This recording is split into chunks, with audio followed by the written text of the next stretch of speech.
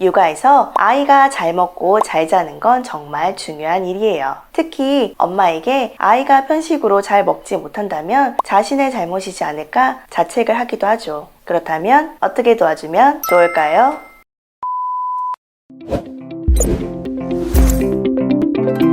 감통내과 TV. 안녕하세요. 감동백과TV 강쌤입니다. 오늘은 아이가 편식이 심해서 걱정이 많으신 부모님들을 위한 감각 솔루션 시간입니다. 오늘 말씀드리는 내용과 감동백과TV에서 소개해드린 영상도 함께 시청하시면 더욱 도움이 되실 거예요. 관련 영상은 더보기와 상단을 확인해 주세요. 사연을 소개해 드리겠습니다. 편식이 심한 5살 아이의 엄마입니다. 저희 아이는 감자와 버섯을 잘게 다져줘야 겨우 먹고 이것 말고는 채소는 먹지 않아요. 계란은 먹어도 해산물, 고기도 싫어해서 잘 안 먹어요. 처음 보는 음식은 시도조차 안 하고 딱딱한 음식도 싫어해요. 이렇게 편식이 심하다 보니 어린이집에서도 거의 밥만 먹고 오는 경우가 많아요. 점심시간이 지나 아이가 기운 없어 보이거나 기분이 안 좋아 보이면 배고픔 때문은 아닌지 항상 마음이 쓰입니다. 아이가 또래에 비해 너무 작아서 걱정인데 억지로 먹일 수도 없고 정말 고민입니다. 앞에 소개해드린 사연의 어머니는 아이의 편식 때문에 정말 걱정이 많으셨습니다. 편식의 원인은 여러 가지가 있습니다. 사연의 아이의 경우 기질적으로 예민한 아이라 작은 환경의 변화에도 상당히 민감하게 반응했을 가능성이 있습니다. 그래서 새로운 자극이나 경험의 노출을 회피하고 익숙한 자극이나 경험만을 선호할 가능성이 큽니다.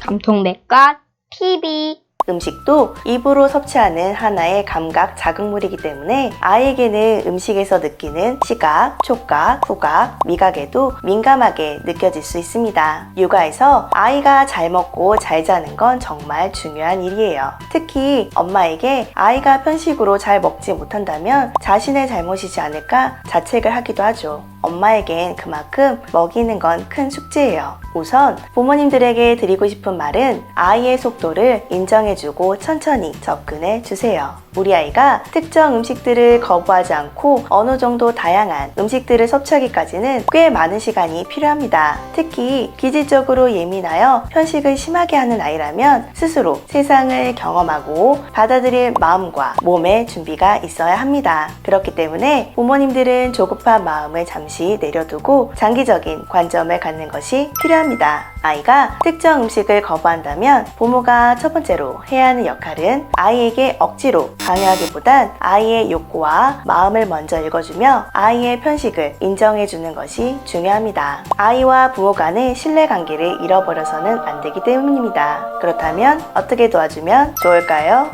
감통내과 TV. 감동백과TV에서는 발달을 위한 다양한 팁을 영상으로 알려드리고 있습니다. 구독과 알림 설정으로 정보를 빠르게 받아보세요. 편식의 정도에 따라 다르겠지만 편식이 심한 아이의 경우에 모든 음식을 골고루 먹는 것에 목표를 두기보다는 성장에 필요한 5대 영양소를 섭취하는 데 목표를 두고 어느 정도 편식을 인정해주는 것도 괜찮습니다. 예를 들어 고기와 생선을 안 먹는다면 단백질 섭취를 위해 두부나 계란과 같은 다른 음식을 먹을 수 있도록 하거나 탄수화물 섭취를 위해서 밥, 감자, 옥수수, 고구마 등 아이가 먹을 수 있는 것을 찾아보고 채소나 나물들을 안 먹는다면 버섯, 과일 등으로 비타민과 무기질을 섭취하도록 돕고 멸치나 우유를 안 먹는다면 치즈나 요구르트와 같은 유제품으로 칼슘 섭취를 도우면 됩니다. 아이가 먹을 수 있는 음식은 있습니다. 꼭 찾아주세요. 그리고 아이와 조금씩 천천히 새로운 음식에 노출될 수 있도록 도와주세요. 하지만 편식이 심한 아이들의 경우에는 계속 권유한다고 쉽게 먹지 않을 것입니다. 오히려 그 과정에서 부모님만 지칠 수도 있습니다. 억지로 먹게 하는 것도 답이 아닙니다. 억지로 하나라도 먹게 할 경우 어떤 아이들은 토하기도 하거나 몰래 뱉을 수도 있기 때문입니다. 아이가 좋아하는 음식에 안 먹는 재료를 소량으로 갈아 넣어서 서서히 점차적으로 양을 늘려가는 것도 하나의 방법입니다. 채소를 싫어하는 아이가 고기를 좋아한다면 떡갈비에 채소를 소량 갈아 넣거나 짜장이나 카레에 고기는 보통 크기로 썰고 채소는 갈아 넣는 식으로 만들어 주세요. 미각에 예민한 아이들은 소량을 넣어도 알아차릴 수 있습니다. 이럴 땐 아주 극소량부터 시작하세요.